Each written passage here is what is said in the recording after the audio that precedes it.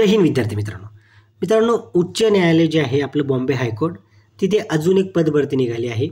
ती पदभरती काय आहे? नागपूर खंडपीठमध्ये तुम्हाला जॉब असणार आहे. खूप चांगला जॉब आहे. जे विद्यार्थी इच्छुक असतील किंवा जे विद्यार्थी फुलफिल करतील क्रायटेरिया, त्यांनी फॉर्म नक्कीच भरायचा आहे. कारण न्यायालयात जे आहे ते तुम्हाला माहिती आहे की शॉर्ट लिस्ट लागते. शॉर्ट लिस्ट लागली म्हणजे याचा अर्थ असा की जे तुमचं कॉम्पिटिशन असतं ते तुमचं एक कॉम्पिटिशन, एक जे आपण म्हणतो की पूर्ण ओपन कॉम्पिटिशन नसतं. अगोदर शॉर्ट लिस्टमध्ये जे विद्यार्थी येतात तितकेच विद्यार्थी तिथे कॉम्पिटिटर असतात तुमचे, आणि तुमचा जो सिलेक्शनचा जो क्रायटेरिया आहे किंवा तुमचा कट ऑफचा जो क्रायटेरिया आहे किंवा तुमचं व्हायवाचा असेल क्रायटेरिया, ते संपूर्ण गोष्टी इथं दिलेल्या आहेत. मिनिमम तुम्हाला किती मार्क्स पाडायचे आहेत किंवा मॅक्झिमम किती मार्क्सची जी एक्झाम होणार आहे.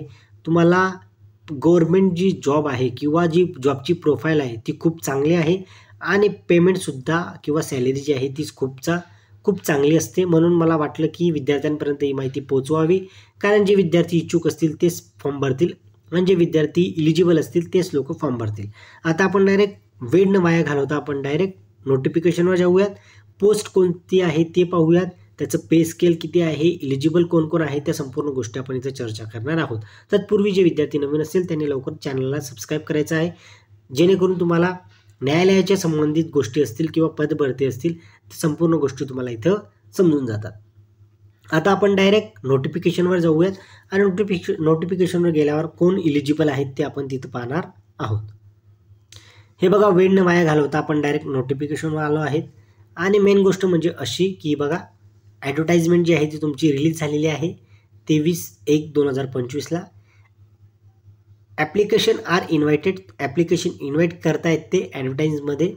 पर्सनल असिस्टंट टू हॉनेबल जज जे आहेत ते वेटिंग लिस्ट, म्हणजे तुमची जे जागा आहेत ते तुम्हाला मी प्रथम सांगतो की selected list of 11 candidate, 9 vacant post आहेत, 2 एक्सपेक्टेड वॅकन्सी आहेत next 2 year, and wait list for 3 candidates for post of personal assistant to honorable judge on the established of High Court of Judicate at Bombay Nagpur bench. Nagpur bench इथे तुम्हाला जी आहे ती ह्या जागा निघाल्या आहेत त्या नागपूर बेंचमध्ये निघाल्या आहेत. तुमच्या एकूण ज्या जागा आहेत किंवा 9 पोस्ट जे आहेत त्या वॅकंट आहेत. काही विद्यार्थ्यांनी कमेंटमध्ये असं विचारलं की हे जे 2 वर्षाचं आहे किंवा प्रत्येक पद भरतीमध्ये 2 वर्ष जे आहेत ते तिथं देतात, तर त्या 2 वर्षाचा अर्थ काय? आता बघा, इथे तुझा नेक्स्ट 2 इयर.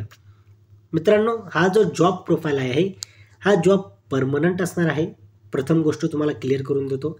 कोणतीही पद भरती मी घेऊन येतो ती मी अगोदरच क्लिअर करतो कॉन्ट्रॅक्ट बेसवर आहे किंवा परमनंट बेसवर आहे. आता तुम्हाला समजायला पाहिजे की ही जी पदभरती असते ही पदभरती तुमची 2 वर्ष इथं का म्हटलं असतं?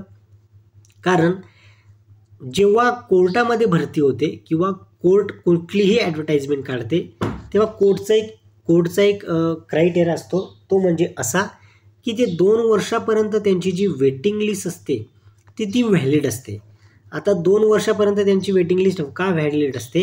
कारण तुम्हाला माहिती आहे कोर्टाचं जे ज्युरिडिक्शन असतं ते त्यांच्या हायकोर्टवर असतं. म्हणजे हायकोर्ट जे निर्णय देईल तेच लोअर कोर्ट किंवा सबऑर्डिनेट कोर्टला ते मान्य असतं. त्या स्टेटची गोष्ट करत आहे मी. विविध स्टेटनुसार विविध नियम असू शकतात, त्याबद्दल आपण विचार आता करत नाहोत. तर मेन म्हणजे असं की 2 वर्ष जेव्हा समजा आता ही पदभरती निघाली, समजा 100 पोस्ट त्यांनी भरायचे आहेत आणि 30 पोस्ट त्यांच्या वेटिंग लिस्टवर असणार आहेत. आता 2 वर्षापर्यंत जेव्हा सिलेक्शन लिस्ट लागेल तेव्हा 100 विद्यार्थ्यांचे नावं जे आहेत ते रिलीज करतील.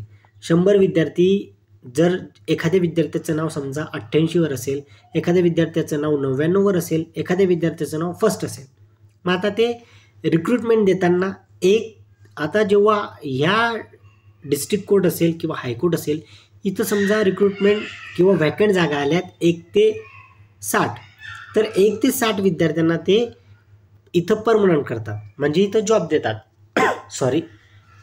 नियुक्ती देतात.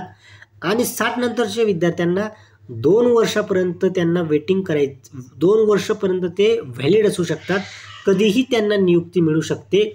जर समजा 100 विद्यार्थ्यांना इथं नियुक्त्या मिळाल्या आणि काही विद्यार्थ्यांनी जर जॉईनिंगच केलं नाही, समजा 1.5 वर्ष झाले आणि 100 विद्यार्थ्यांपर्यंत सगळ्यांना नियुक्त्या दिल्या गेल्या, अपॉइंटमेंट दिल्या गेल्या.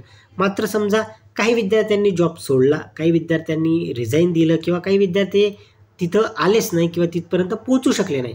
मग इथून जे 30 विद्यार्थ्यांचं वेटिंग लिस्ट असतं, इथून जो 1, 2 असे जे रँकवर विद्यार्थी असतात, त्या विद्यार्थ्यांना पुढचे जे 6 महिने शिल्लक आहेत, म्हणजे 2 वर्षापर्यंत ही जी लिस्ट आहे आणि ही लिस्ट आहे ती व्हॅलिड असते. 6 महिन्यात मग या विद्यार्थ्यांना बोलवलं जातं. त्याचा अर्थ असा होतो, म्हणजे 2 वर्षापर्यंत तुमचा कॉन्ट्रॅक्ट नसणार आहे, तर ही जी लिस्ट, ही जी प्रक्रिया असते, ही जी व्हॅकंट लिस्ट असते, ही जी तुमची वेटिंग लिस्टवाल्या विद्यार्थ्यांचा असतो किंवा ही जी सिलेक्शन यादीवरच्या विद्यार्थ्यांचा असतो, त्यांच्यासाठी ते 2 वर्षापर्यंत प्रत्येक न्यायालयाचा जो असतो त्याच्यात तुम्हाला एक शब्द दिसेल की ही जी यादी आहे ती 2 वर्षापर्यंत व्हॅलिड असणार आहे. मग ते परत डेट पण देऊन देतात की नोटिफिकेशन रिलीज झाल्यापासून किंवा तुम्हाला सिलेक्शन किंवा तुमचा रिझल्ट लागल्यापासून, असं ते तिथं मेन्शन करून देतात. म्हणून विद्यार्थी मित्रांनो, तुमचा मेल चेक करणं तुमचं इम्पॉर्टंट आहे. जे विद्यार्थी वेटिंग लिस्टवर असतात, जे मोस्टली 1 ते 10 मध्ये येतात, त्यांनी तर खूप कॉन्शियस राहायचं असतं किंवा त्यांना कधी जॉब मिळेल किंवा कधी त्यांना मेल येईल आणि कधी ते बोलवतील त्याचा काहीही सांगता येत नाही. त्याच पद्धतीने आता मागे मी तुम्हाला किती ऑर्डर निघाल्यात, किती काय, त्याबद्दल सुद्धा मी तुम्हाला आढावा देत चालत आहे. चला असो, पे स्केल जो आहे तो तुम्हाला पाहू शकतात. खूप चांगला पे स्केल आहे. S23 खूप चांगला पे स्केल आहे, म्हणूनच मी हा व्हिडिओ बनवत आहे. आणि आता इलिजिबल कोण आहे ते शॉर्टमध्ये तुम्हाला सांगतो. बघा, तुम्ही एज पाहू शकतात. SC ST असाल तर तुम्हाला 38 पर्यंत 21 मिनिमम पाहिजे. समजा ओपनमध्ये असाल तर 38 पर्यंत तुमची एज मर्यादा आहे. SC ST OBC जर तुम्ही कॅटेगरीमध्ये असाल, हे वाचू शकतात तुम्ही, 43 पर्यंत तुमची वयमर्यादा आहे. जर समजा तुम्ही जर एम्प्लॉई असाल तर तुम्हाला कुठल्याही प्रकारची एजमध्ये रिलॅक्शन तुम्हाला दिलं गेलेलं आहे. मेन म्हणजे आता एज्युकेशन क्वालिफिकेशन, तुमच्याकडे कोणतीही युनिव्हर्सिटीची डिग्री असली पाहिजे. तसंच ही जी कंडिशन आहे ती रिलॅक्स केली गेलेली आहे. जर समजा तुम्ही काम करत असाल स्टेनोग्राफरमध्ये लोअर ग्रेड आणि तुम्ही स्टेनोग्राफर म्हणून जर समजा हायर ग्रेडमध्ये जर काम करत असाल, लोअरमध्ये तुम्हाला कमीत 10 वर्षापेक्षा नॉट लेस दॅन 10 वर्षापेक्षा कमी नको आणि हायर ग्रेडवर असाल तर 8 वर्षापेक्षा कमी नको, असं तुम्हाला हायकोर्ट असेल किंवा एखादं ट्रिब्युनल असेल किंवा तुम्ही ॲडव्होकेटच्या ऑफिसमध्ये किंवा जनरल गव्हर्नमेंट प्लीडर म्हणून असं जर तुम्ही काम करत असाल तर तुम्ही सुद्धा फॉर्म भरू शकता. जर तुमच्याकडे अजून जर समजा तुमच्याकडे डिग्री असेल लॉची तर त्याला प्रेफरन्स दिलं जाईल. कोणतीही डिग्री चालेल. इथं रिलॅक्सेशन जे आहे ते या स्टेनोग्राफरला दिलं गेलेलं आहे. आता मेन म्हणजे अजून तुमची शॉर्टहँड जी आहे ती 120 पर मिनिट लागणार आहे आणि जी तुमची टायपिंग असेल इंग्लिशची ती तुमची 50 वर्ड पर मिनिट इथं लागणार आहे. जे विद्यार्थ्यांकडे ह्या गोष्टी असतील त्यांनी फॉर्म भरायचा आहे. कॉम्पिटिशन खूप कमी असतं आणि पे स्केल इतका चांगला असतो. जॉब प्रोफाईलसुद्धा खूप चांगला आहे. कम्प्युटर तुमचं पाहिजेच. आता सगळे विद्यार्थी जो आहे MSc करूनच घेतात. जरी केलं नसेल तर तुमचं जर समजा हे सब्जेक्ट असतील तुमच्या अकॅडमिकमध्ये युनिव्हर्सिटीमध्ये तर तुम्हीसुद्धा चालू शकता. त्याच पद्धतीने जे विद्यार्थी, आता आपण डायरेक्ट पाहणार आहोत तुमचं कधीपर्यंत तुम्ही फॉर्म भरू शकता. तर 24/1/2025 ते 7/2/2025 पर्यंत तुम्ही फॉर्म भरू शकतात. ही लिंक इथं दिलेली आहे. इथून जाऊन तुम्ही ॲप्लाय करू शकता. महत्त्वाचं म्हणजे काय तर पॅटर्न. आता पॅटर्नवर डिस्कशन करून घेऊयात आपण. तर तुमची जी शॉर्ट हँड होणार आहे 2 पॅसेज येणार आहेत, 600 वर्ड असणार आहेत, 5 मिनिटासाठी येणार, 5 मिनिटं तुमचा ड्युरेशन असणार आहे. मॅक्झिमम मार्क्स तुमचे 40 असणार आहेत. कमीत कमी तुम्हाला 20 मार्क पासिंगसाठी पाहिजे. 20च्या खाली आला तुमचं इथंच नाव कट होऊन जाईल. परत तुम्हाला 10 मिनिटासाठी तुमची टायपिंग होईल, त्यालासुद्धा 40 मार्काची वेटेज असणार आहे. कमीत कमी 20 मार्क्स तुम्हाला यायला पाहिजे. शब्द असतील तेव्हा 500. परत तुमचा अजून एक मुलाखतसुद्धा होईल. मुलाखत तुमची 20 मार्काची असेल. संपूर्ण गोष्टी व्यवस्थित झाल्या की कट ऑफ लागेल. कट ऑफ लागला की तुमचं सिलेक्शन झालं. इथे कुठल्याही प्रकारची चाळणी GK काहीही दिलेलं नाही आहे. म्हणून सांगतो जे विद्यार्थी एलिजिबल असतील त्यांनी फॉर्म भरायचाच आहे. महाराष्ट्रामध्ये जे विद्यार्थी एलिजिबल असतील, ज्यांनी व्यवस्थित स्टेनोग्राफरचा कोर्स किंवा शॉर्ट हँडचाच कोर्स जर केला असेल व्यवस्थित, त्या विद्यार्थ्यांनी फॉर्म न चुकता भरायचा आहे.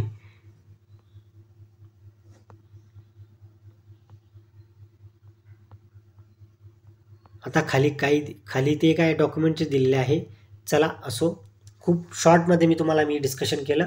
तुम्ही जर एलिजिबल असाल, तुमच्याकडे जर ह्या सर्टिफिकेट असतील, तुम्ही जर शॉर्ट हँड केलेलं असेल तर तुम्ही फॉर्म भरू शकता. मला वाटतं जर फॉर्म भरला, त्या विद्यार्थ्याने जर व्यवस्थित प्रॅक्टिस केली, फक्त प्रॅक्टिसवर ही नोकरी आहे.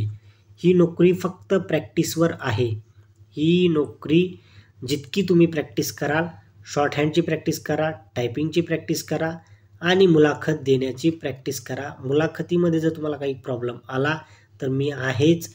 जितके स्टाफ म्हणजे जितके व्यवस्थित लोक आपल्याला बोलवता येतील ते तुमच्यासाठी नक्कीच बोलवेल. ज्याला मदत लागते तुम्हाला माहितीच आहे की ईमेलवर किती विद्यार्थ्यांना आपण इथं मदत करतो. आपला कुठलाही क्लास नसतो. आपण डायरेक्ट जे विद्यार्थी खरंच मेहनती असतात त्यांना आपण मदत करत असतो.